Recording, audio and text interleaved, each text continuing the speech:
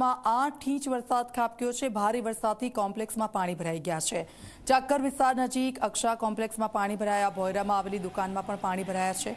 પાણીનો નિકાલ કરવા પાલિકાએ પંપ મૂક્યા। નીચાણવાળા વિસ્તારમાં પાણી કાઢવા માટે કામગીરી શરૂ કરવામાં આવી છે। વિજાપુરમાં 8 ઇંચ વરસાદથી પાણી થઈ ગયું છે। મહેસાણાના દ્રશ્યો અમે આપને બતાવી રહ્યા છે। કોમ્પ્લેક્સમાં જે રીતે પાણી ભરાયા હતા, ચક્કર વિસ્તાર નજીક અક્ષા કોમ્પ્લેક્સના આ દ્રશ્યો છે અને જે રીતે પાણી ભરાઈ ગયા હતા। ભોયરામાં આવેલી દુકાનો છે, ત્યાં હવે પાણી કાઢવાની કામગીરી હાથ ધરવામાં આવી છે। 8 ઇંચ વરસાદથી વિજાપુર પાણી થઈ ગયું છે। ભોયરામાં આવેલી જે દુકાનો છે, તેનો જે માલ સામાન છે તેને નુકસાન થયું છે। તો મહેસાણાના વિજાપુરમાં 8 ઇંચ વરસાદ ખાબક્યો છે। વિજાપુરના માર્કેટયાર્ડમાં પાણી ભરાઈ ગયા છે। ટીબી રોડ વિસ્તાર નજીક આવેલી શાક માર્કેટયાર્ડમાં પાણી ભરાઈ ગયા છે।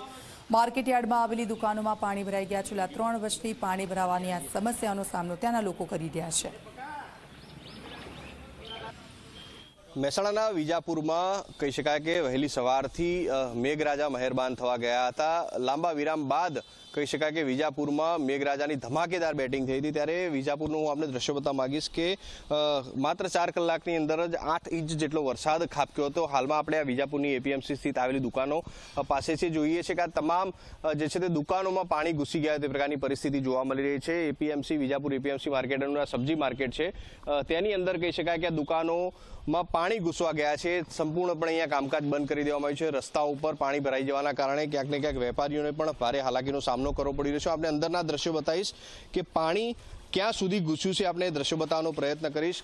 આપ જોઈ શકો છો કે પાણી ક્યાં સુધી પહોંચ્યું છે।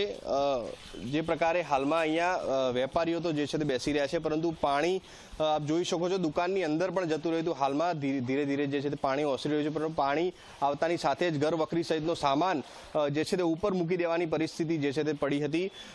કહી શકાય કે નુકસાન પણ અનેક જે છે તે અહીંયા જવાનું સેવાઈ રહ્યું, ભીતિ સેવાઈ રહી છે, અનેક નુકસાન થયું તે પ્રકારના દ્રશ્યો પણ અહીંયા જોવા મળી રહ્યા છે। ત્યારે સ્થાનિક જે છે તે આપણે તેમની સાથે વાત કરીશું કે કયા પ્રકારની પરિસ્થિતિ હતી, શું થયું વડીલ, આ વરસાદ પડ્યો, કયા પ્રકારની પરિસ્થિતિ હતી માર્કેટયાર્ડમાં? પરિસ્થિતિ તો સાહેબ બહુ ખરાબ હતી। આ વધારે વરસાદ પડવાથી આ 3 વર્ષ પીછે આ તકલીફ છે। આ અમારી બધી વેપારીઓને જેટલી 80 થી 100 દુકાનો છે અહીંયા, ટોટલ આ બધી દુકાનોમાં પાણી ભરાઈ ગયું છે।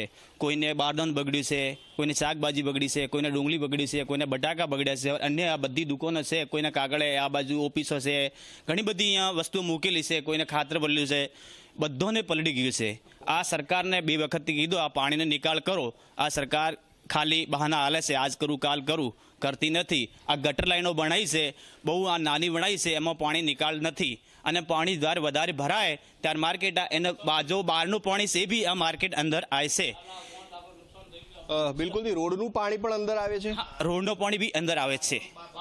અને બાજળ આગળ પેલા જગ્યા પેલા ખાલી હતી, એને મોટો કોમ્પ્લેક્સ બની ગયું છે, તો તેનું પાણી અહીંયા આવે છે। નહીં તો પેલા ખાડામાં પાણી ભરાઈ જતું હતું, એ પાણી પાર્કો બહાર નીકળી જતું હતું। કેટલું નુકસાન થયું હોય તેવું સામે આવ્યું છે? નુકસાન તો અહીંયા લગભગ આપણે આખા માર્કેટનું નુકસાન ગણીએ તો 6 થી 7 લાખનું થયું છે આ એક માર્કેટ એપીએમસી વિજાપુરનું। બાકી આ નાના મોટા વેપારી છે, કોઈને 50,000, કોઈને 20,000, કોઈ 15,000, જેવું વેપારી એવું નુકસાન। આપણે દ્રશ્યો બતાવીશ ફરીથી। જે પ્રકારે આ જોઈ શકો છો, બારદાનો અહીંયા પલળી ગયા છે, દ્રશ્યો જોવા। તો મહેસાણામાં ભારે વરસાદથી પાણી ભરાઈ ગયા છે। શ્રીરામ સોસાયટીમાં ભરાયા છે વરસાદી પાણી। પોસ્ટ વિસ્તારમાં પાણી ભરાઈ ગયા છે। સોસાયટીના ઘરોમાં પાણી ઘૂસી જતા હાલાકી છે। લોકોએ ઘરોમાંથી પાણી બહાર કાઢ્યું છે। વિજાપુરમાં કહી શકાય કે સવારે 6 વાગ્યાથી તે જે વરસાદની શરૂઆત થઈ હતી, 4 કલાકની અંદર 8 ઇંચ જેટલો જે છે વરસાદ વિજાપુરમાં ખાબકવા ગયો હતો। આપ જોઈ શકો છો હાલમાં જે છે ત્યાં પોસ્ટ વિસ્તાર છે વિજાપુરનો, શ્રીરામ સોસાયટી વિસ્તાર છે। આ સોસાયટીમાં હાલ જી 24 કલાકની ટીમ પહોંચી છે।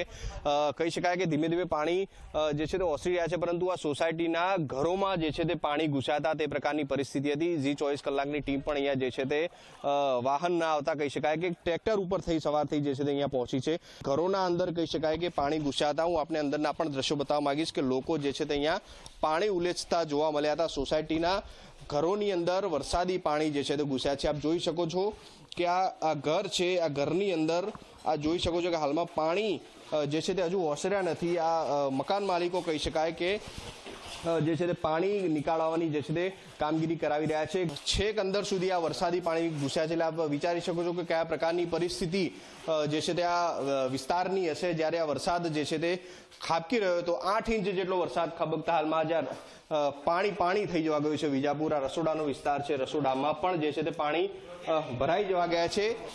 શું કહેશો કાકા, કયા પ્રકારની પરિસ્થિતિથી જે છે હાલમાં પાણી ભરાયું હતું ત્યારે? લગભગ સવારે 5 વાગ્યાથી આ વરસાદ શરૂ થયો હતો તે લગભગ 8 વાગે 8:30 વાગ્યા સુધી વરસાદ બંધ થયો. આ તમામ મકાનોની અંદર ફૂટનો પાણી અંદર ભરાઈ ગયો હતો. એટલે બધા જ મકાન, આખી શ્રીરામ સોસાયટી જે વિજાપુરનું હબ કહેવાય, ટીબી હોસ્પિટલની બાજુમાં, અને તમામ વિસ્તારમાં ગાડીઓ પણ ડૂબી જઈ હતી અને ઘર વખરી પણ ખરાબ થઈ. એટલી હદે ઘરોમાં પાણી ઘૂસી ગયો હતો. એટલે અમારી સરકારને, તંત્રને અને ખાસ કરીને જૂથ પંચાયત વિસ્તારમાં પાણીનો નિકાલ કરવાની કોઈ વ્યવસ્થા નથી. માટે સરકાર જે ઉચિત પગલું ભરવું હોય તો સરકાર ભરી અને પણ અમને આ સોસાયટી વિસ્તારને કોઈ પણ સંજોગોમાંથી આ પાણીના ત્રાસમાંથી બચાવે. તો તંત્રમાંથી કંઈ